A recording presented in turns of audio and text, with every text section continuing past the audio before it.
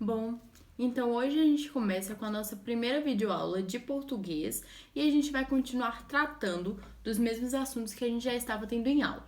Hoje o assunto é sintaxe, aquelas mesmas coisas de frase, oração, período, e o que eu vou utilizar de material de apoio é o meu slide, que eu não sei se vai dar para enxergar perfeitamente o que tem aqui, mas eu vou estar disponibilizando, tá? Junto com o videoaula.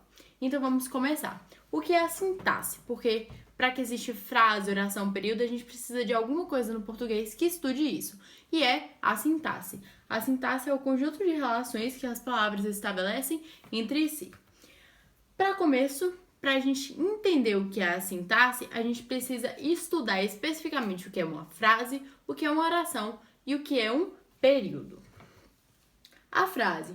A frase é todo enunciado capaz de transmitir, traduzir sentidos completos em um contexto de comunicação e de interação verbal. Então, o que é uma frase? Ela é dotada de um sentido. É tudo aquilo que a gente consegue falar e a gente consegue entender. Precisa de um verbo, professora?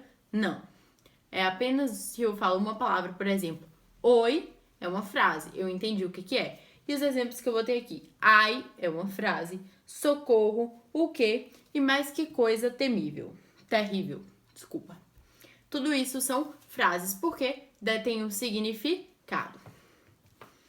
Quando a gente trata de uma oração, é um enunciado linguístico cuja estrutura caracteriza-se obrigatoriamente pela presença de um verbo.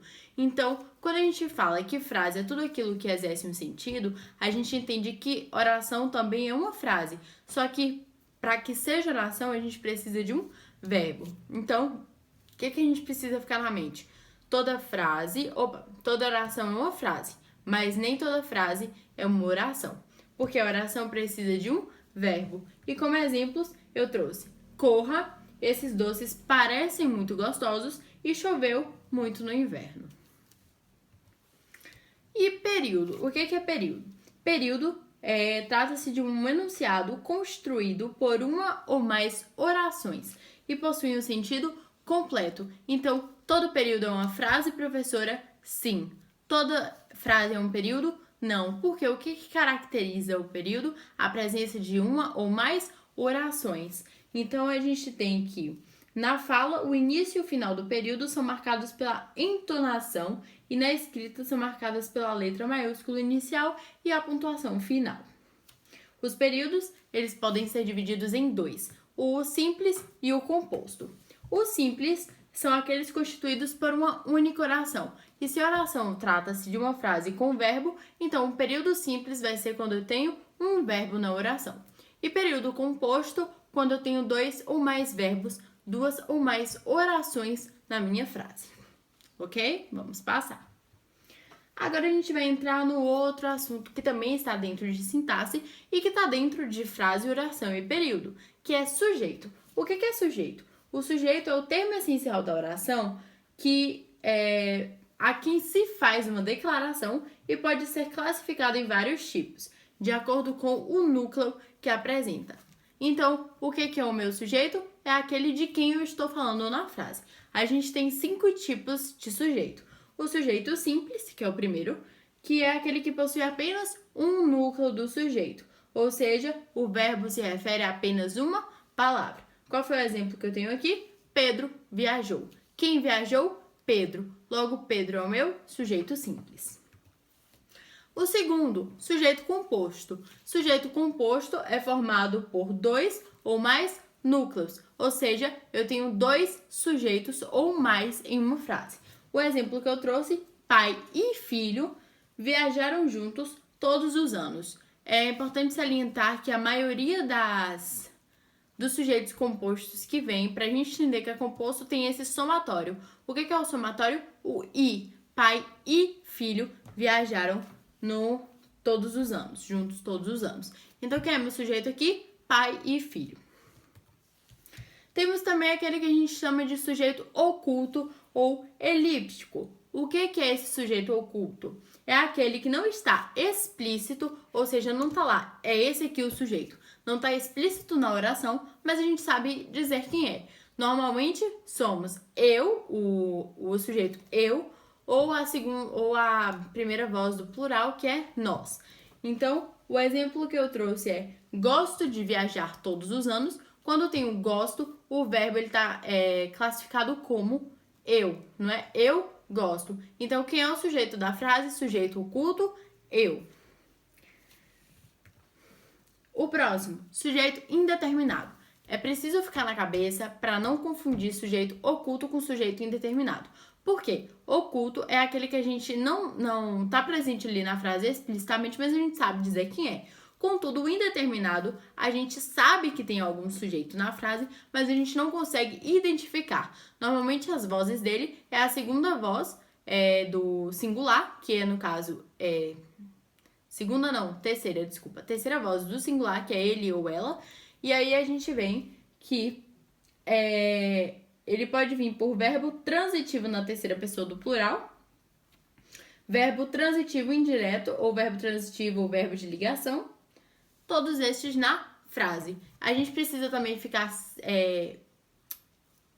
parar para observar se é sujeito indeterminado ou não, quando a gente tem também a partícula, que a gente já viu muito, já frisou muito isso, se é partícula passivadora ou se é partícula de índice de indeterminação do sujeito, tá?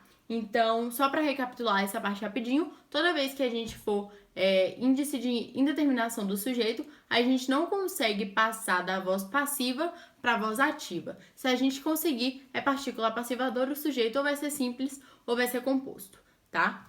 Então, indeterminado é aquele normalmente que a gente tem bateram na campainha. Quem bateram na campainha, a gente sabe que alguém bateu. Sabe dizer quem é? Não. Então, esse é o sujeito indeterminado.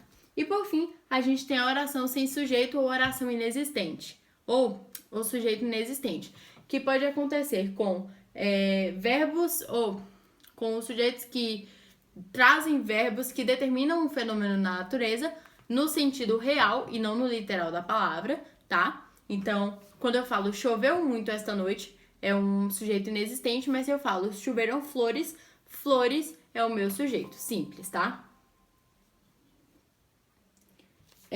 A gente tem também o verbo haver no sentido de existir, ou seja, há muitos animais no zoológico. O verbo haver quando indica tempo, ou seja, há 2 dias atrás eu fiz um caderno, não sei.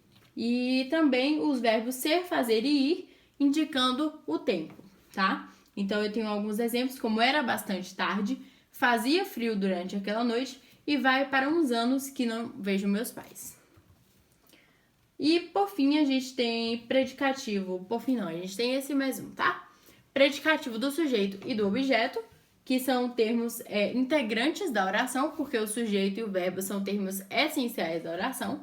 E o predicativo, a gente tem então, primeiro, predicativo do objeto, que é aquele que caracteriza se o objeto ele é direto ou indireto, e aparece em predicados, verbo nominais. Por exemplo, quando a gente está ali no predicado e ele vai indicar o objeto direto ou indireto. Então, a gente tem, ele viu-me arrependida, o arrependida é o meu predicativo do objeto. Chamei minha filha de estudiosa. Estudiosa também é o meu predicativo do objeto. Porque todos esses termos aqui não estão relacionados ao sujeito, e sim ao objeto que se encontra no predicado da frase. Já quando a gente fala de predicativo do sujeito, caracteriza o próprio sujeito.